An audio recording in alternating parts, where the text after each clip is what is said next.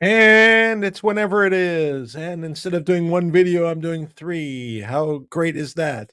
This is the final little piece because I forgot to talk about this in my last video. So, not legal advice. Like, subscribe, share. Plants, by the way, like my videos too. So, share with your favorite plants because they enjoy the law. Before I get over the two quick points, I wanted to talk about Gary. I forgot. I wanted to talk about Gary Gensler and Alpine, and I wanted to talk about South Korea. But before I get started, I want to talk about the lawyer's creed, which is that every man is deemed innocent until they are proven broke. And what do lawyers typically use for birth control? Their personalities. Anyway, I forgot to discuss one thing. So, this is relating to my last video that I thought was concluded involving Alpine and the NSCC, the National Securities Clearing Corporation. A petition by Alpine was dismissed. So, a petition was dismissed by the SEC. And one of the guys who signed off on that dismissal, specifically signed off on that order, was guess who? Gary Gensler.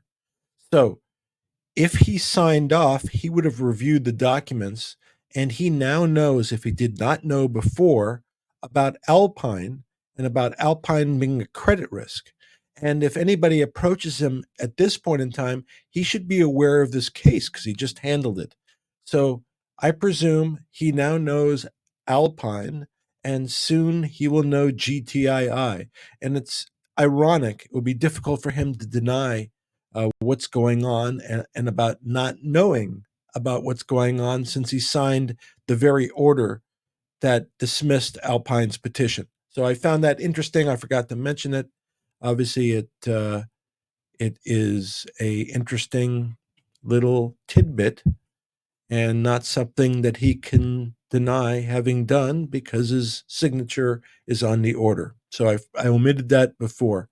The other part was, and I think it's been mentioned other places, but South Korea has restricted all short selling. And originally, a lot of people were claiming that the reason it was being done was because the government, the ruling government, was trying to stay in power. So election season's coming up, and that was why it was claimed that they were doing it. So the short ban lasts until June of 2024. And today, so that came out on the 6th, so yesterday. Today, there was an article from one of the ministers, I guess, of finance, and he was saying it had nothing to do with politics. It had to do with they had found over 100 companies that were being illegally naked shorted. And investigations are ongoing, and they believe that there's going to be many more found. So we'll see if this, and I think the day after this ban was imposed, the market was up strongly.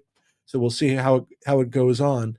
But basically, they were saying it relates to the integrity of the market, and the short ban will at least make a better balance of it. There's no indication if it will go beyond June of 2024, but it would be an interesting concept for the US to adopt, at least, if they're not willing to adopt it as a permanent fix. But how about if they did it for a quarter? So let's say the first quarter of 2024, no short selling, period.